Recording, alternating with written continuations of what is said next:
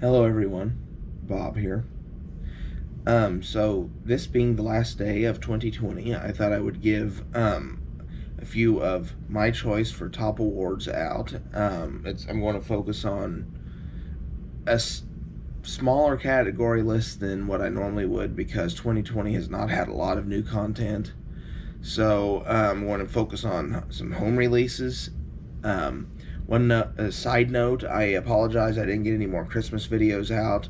This Christmas ended up being a rough one for me. There ended up being a death in my family, and it was someone I was insanely close to, and it's been a rough patch, but I apologize for not getting those videos out. But hopefully here over the next few days I can get everything up and going like I had planned to. But without further ado, here are the awards. And the first category, I'm not going to have a honorable mention or runner-up because, quite frankly, there was one clear standout for the year, and the rest of them were all really good, and it was difficult for me to choose. But first category is Best Soundtrack Release, and I'm going to go with Mondo's Infinity Saga box set for the soundtracks for Avengers Infinity War and Avengers Endgame. And of course this was composed by Alan Silvestri, and it's a 6 LP set, and of course it's solid pressing because it's from Mondo, but this, for my money, is the best soundtrack release of 2020, far and away. Okay, next category I want to talk about are retro film releases. So honorable mention is the Beetlejuice release. I thought the audio and video on this was excellent, and being a fan of this movie over the years, I was thrilled with this release. So I have no problem with giving this the honorable mention. And this is the winner, the Back to the Future box set. This is the 4K Steelbook from Best Buy, but these films look and sound great, and I know I haven't. This is the only item in this review or in this awards thing that I have not already reviewed. If you want to watch my individual reviews for these others, I'll put a link in the description. But these films look and sound great. I plan on doing a review here in the next couple weeks. But if you're a Back to the Future fan, you will be thrilled with how these films look and sound. And being that these films I watched quite a bit growing up, and again, just like a Beetlejuice, it was a great day when these came out on 4K.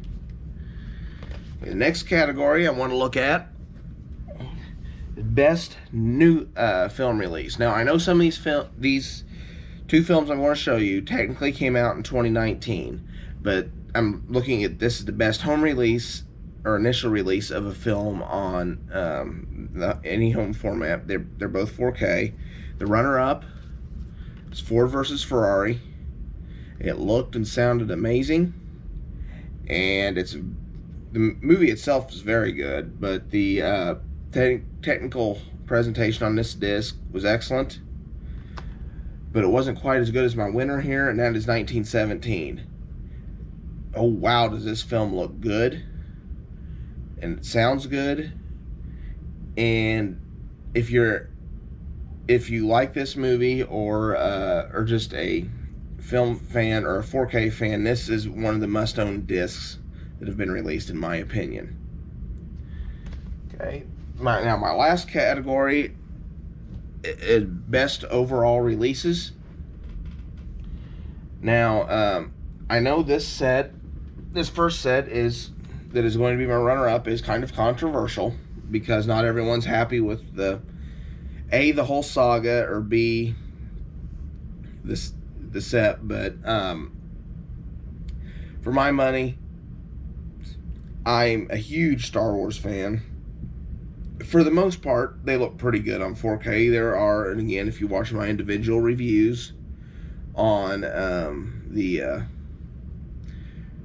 films from what I did back in April and May. I think it was April and May I did that. But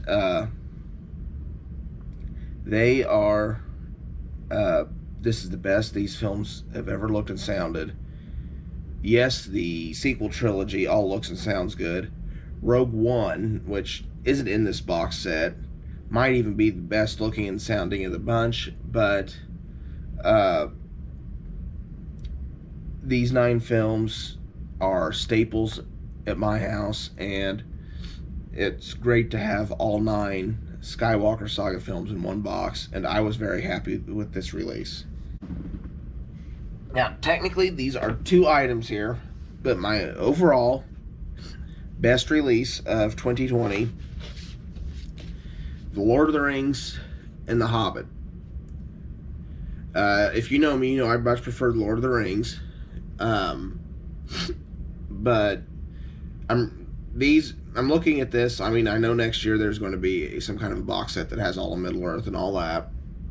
But for my money, this quote-unquote Middle-earth collection here is the best release of 2020. These movies, I cannot be happier with the way these look and sound. They are amazing on 4K. And back when these movies came out, The Lord of the Rings, I sat and I watched those movies way more often than I should have.